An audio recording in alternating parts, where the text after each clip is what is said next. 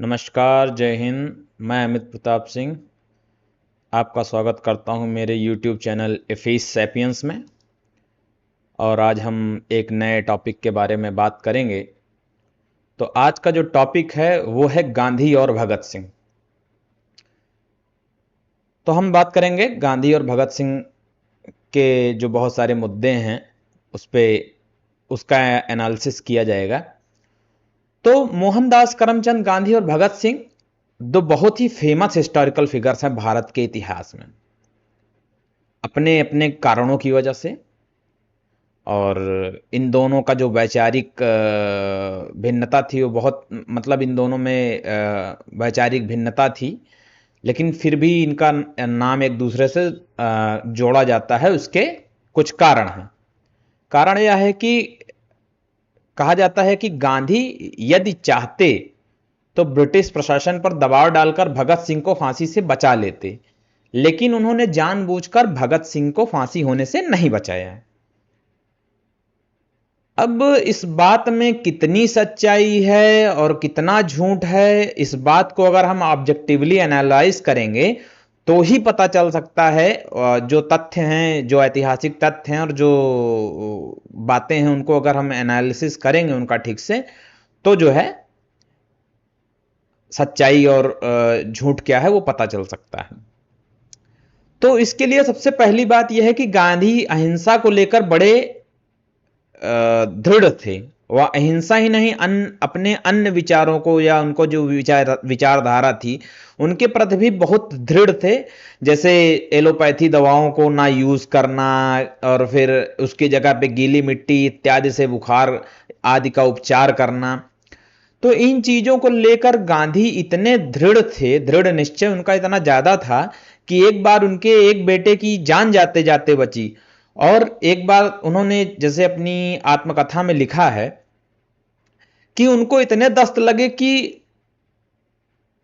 और इतना दस्त, उनको बहुत ज्यादा दस्त लगे और उन्होंने एलोपैथी की दवा नहीं खाई, यहां तक कि उनका गुदा द्वार फट गया, उसमें क्रेवाइसिस आ गए और फिसर्स आ गए। इसके वजह से उनको ऑपरेशन तक कराना पड़ा। ये स्थिति बन गई थी। तो जैसा कि मैंने पहले बताया कि ये सारी चीजें उन्होंने अपनी आत्मकथा में लिख रखी हैं। 1922 तक शायद है उनकी आत्मकथा में उनकी बातें। उसके बाद का तो इतिहास ज्ञात ही है। तो उन्होंने कहा कि आगे की बातें मैं लिखूंगा नहीं, सारे विश्व को पता है, सारी दुनिया को पता है कि आगे क्या हुआ है। और इसी दृढ़ उसकी जो है कहा जाता है कि आखिरकार उनकी पत्नी की भी जान चली गई। और अगर हम दूसरे पहलू की बात करें भगत सिंह की, भगत सिंह एक नौजवान युवक थे। 23 साल की उम्र में उनको फांसी दे दी गई। एक कल्ट फिगर माना जाता है उनको भारत के इतिहास में। रिवोल्यूशनरी टेररिस्ट जैसे प्रतिमान उनको दिए जाते हैं। तो भगत सिंह जिन्होंने देश के लिए कुर्बानी दी, वह उम्र के ऐसे पड़ाव पर थे जहां पर कोई भी युवा होगा तो उसकी विचार और धारणाएं बहुत तेजी से बदलती रहती हैं। कोई भी उस उम्र के पड़ाव पर होगा तो उसकी धारणाएं, वो पढ़ता है, ज्ञान अर्जित करता है, एक धारणा बनाता है, फिर और कुछ पढ़ता है तो उसकी धारणाएं बदलती हैं। एक समय भगत सिंह के लिए ऐसा था कि वो लाला लाजपत राय की हत्या का बदला लेने के लिए सैंडर्स तक की हत्या कर देते हैं। लेकिन कुछ ही समय में वह यह भी कहती हैं कि क्रांति गोलियों और बमों से नहीं लाई जा सकती है। यह दिखाता है कि उनके विचारों में कितना तेज चेंज हुआ। और यदि हम बात करें कि गांधी ने भगत सिंह को फांसी होने से नहीं बचाया, तो दो चीजें बहुत महत्वपूर्ण हैं। पहला तो गांधी और इरविन का जो समझौता हुआ, तो उसमें गांधी ने राजनीतिक कैदियों की रिहाई की बात की थी, ना कि हिंसा के कैदियों की।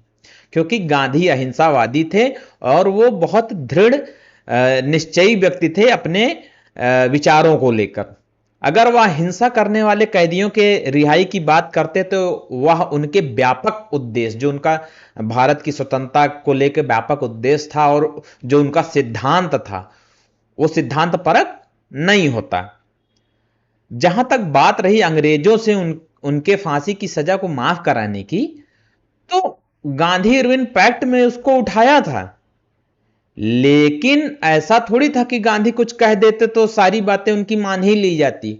Gandhi British law and order के या प्रशासन के लिए कोई बहुत ऐसे वो थोड़ी थे कि गांधी इतने महत्वपूर्ण है कि वो कुछ भी कह देंगे मान लिया जाएगा। तो लॉ एंड ऑर्डर के हिसाब से यह अपरिहार्य नहीं था या संभव नहीं था, पॉसिबल नहीं था, इसलिए जो है गांधी जी की ये मांग को ठुकरा दिया गया। अब देखिए होता क्या है, जैसे भगत सिंह क्या थे, ब्रिटिश प्रशासन के लिए वैसे ही थे जैसे भारत की संसद पर हमला करने वाले आतंकवादी थे। ब्रिटिश प्रशासन के लिए ऐसे थे, हम अपने के लिए, मैं धारणा की बात बता रहा हूं, पर्सपेक्टिव की बात बता रहा हूं। ब्रिटिश प्रशासन के लिए वैसे ही थे जैसे भारत की संसद पर हमला करने वाले आतंकवादी थे जब उन्होंने बम फेंका है। और जब उन्होंने सैंडर्स की हत्या की है तो वो ऐसे थे जैसे वर्तमान समय में किसी पुलिस की हत्या करने वाला व्यक्ति विकास दुबे या शहाबुद्दीन जैसे लोग हों। अगर इसके बाद भी आपको लगता है कि जिसने भी याकूब मेनन और अफजल गुरु जैसे लोगों की पैरवी की या उसे जो दंड उसका कम करने की, मृत्यु दंड कम करने की बात की, तो वो उसको आप बहुत अच्छी निगाह में देखते हैं, तो गांधी को भी ब्रिटिश प्रशासन उसी निगाह से देखता। और जिसने भी विकास दुबे और शहाबुद्दीन जैसों का पक्ष लिया उसने कोई बहुत अच्छा काम तो किया नहीं। उसी प्रकार ब्रिटिश प्रशासन भी उस व्यक्ति को उसी कैटेगरी में रखता है जो भगत सिंह की पैरवी करता, यानी कि गांधी। लेकिन उसके बावजूद भी गांधी ने जो है गांधी इरविन पैक्ट में ये बात रखी।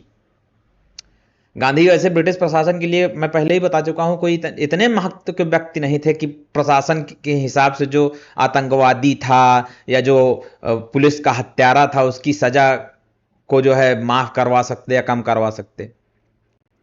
इसीलिए गांधी इरविन पैक्ट में भगत सिंह, राजगुरु और सुखदेव की फांसी को सजा को कम सजा में बदलने की मांग को जो है ठुकरा दिया गया, क्योंकि यह एक नए तरह का प्रेसिडेंट बन जाता, मिसाल बन जाती और आगे भी ऐसे ही सजाएं माफ कराई जाने लगती जो है।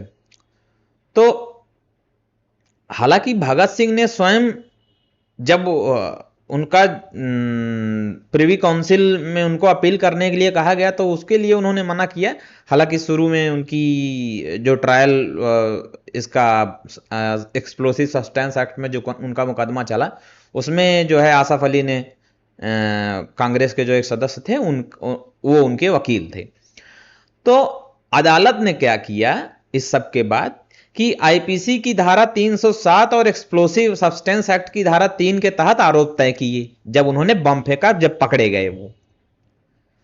तो भगत सिंह और बटुकेश्वर दत्त पर राजा की प्रजा को मारने या चोट पहुंचाने के लिए बम फेंकने का आरोप लगाया गया। हालांकि भगत सिंह वगैरह ने जो बम फेंके वो लो इंटेंसिटी बम थे और उनमें कुछ ऐसा नहीं था जो लोगों को नुकसान पहुंचाता, लेकिन फिर भी यह कहा गया कि भगत सिंह ने अपने पिस्तौल से गोलियां भी चलाई, जो कि सत्य बात नहीं है। कांग्रेस पार्टी के सदस्य, जैसे मैं पहले ही बता चुका हूं कि आसफ अली उनके वकील थे। अदालत ने माना कि भगत सिंह और बटुकेश्वर दत्त दोनों एक्सप्लोसिव सब्सटेंस एक्ट की धारा 3 के तहत दोषी थे और उन्हें आजीवन कारावास की सजा भी सुनाई गई। न्यायाधीश जो था वो मामले को बंद करने की बहुत जल्दी में था और उसने दावा किया कि पुलिस ने भगत सिंह के खिलाफ पर्याप्त सबूत इकट्ठा कर लिए हैं और उन पर सैंडर्स और हेड कांस्टेबल चानन सिंह की हत्या में शामिल होने का आरोप लगाया गया है। अब ये यहां से मामला शुरू होता है। आरोप साबित करने के लिए लगभग 600 गवाह बुलाए गए और उसमें जो है जयगोपाल, हंसराज बोहरा जैसे जो भगत सिंह के सहयोगी थे वो क्या बन गए, सरकारी गवाह। और यह मुकदमा जो है 10 जुलाई 1929 को लाहौर में शुरू हुआ, जिसे लाहौर षड्यंत्र केस के नाम से जाना जाता है, जो प्रसिद्ध है लाहौर षड्यंत्र केस के नाम से। भगत सिंह और 27 अन्य लोगों पर हत्या, षड्यंत्र और राजा के विरुद्ध युद्ध छेड़ने का आरोप लगाया गया। और ये जो ट्रायल था वो बिल्कुल कछुए की गति से चल रहा था, इसलिए जो सरकारी वकील था कार्डेन, क्या नाम था उसका, मुझे नाम नहीं याद आ रहा है, सरकारी वकील ने लाहौर हाईकोर्ट में गुहार लगाई कि मुकदमे को जो है किसी और उसमें ट्रांसफर कर दिया जाए, पर हाई कोर्ट ने जो है इसमें कोई हस्तक्षेप करने से इनकार कर दिया और कहा कि मुकदमे की स्पीड ठीक चल रही है। तो इस सब के बाद जो है वायसराय लॉर्ड इरविन ने क्या किया कि एक अध्यादेश पारित करके एक ट्रिब्यूनल बना दिया। तो बाकी राजगुरु वगैरह ने विरोध भी किया कि जो है ट्रिब्यूनल नहीं बना सकता है, ऐसे एक्स ऑफिशियो जुडिशरी वगैरह का नहीं बनाया जा सकता है, लेकिन कोर्ट ने उसको खारिज कर दिया। तो 7 अक्टूबर 1930 को अपनी अवधि समाप्त होने से जब ट्रिब्यूनल समाप्त होना था, और ये इरविन ने जो बनाया था ट्रिब्यूनल ऑर्डिनेंस, जो अध्यादेश पारित किया था, ये गवर्नमेंट ऑफ इंडिया एक्ट 1919 के जो है तत्वाधान में ये बनाया था, जो वायसराय को अधिकार देता था। तो ट्रिब्यूनल ने अपना फैसला सुनाया जब उसको 7 अक्टूबर 1930 को, जब उसकी ट्रिब्यूनल खत्म होने की 3 हफ्ते पहले, जिसमें भगत सिंह, सुखदेव और राजगुरु को फांसी की सजा सुनाई गई, और अन्य जो थे 27 बाकी 25 लोग, उनको आजीवन कारावास और कठोर कारावास की सजा सुनाई गई। यह 300 पन्नों का फैसला था, जिसमें साक्ष्यों के विवरण दिए गए थे और कहा गया था कि सैंडर्स की हत्या में भगत सिंह की भागीदारी उनके खिलाफ साबित किया गया सबसे गंभीर और महत्वपूर्ण तथ्य था, और यह सबूतों से पूरी तरह से स्थापित हो चुका था। अब इतने के बाद क्या होता है कि चटगांव शस्त्रागार छापे मामले के विचाराधीन कैदियों ने, जो चटगांव शस्त्रागार छापा पड़ा था, तो उसके जो कैदी थे उन्होंने गांधी जी से हस्तक्षेप करने की अपील की।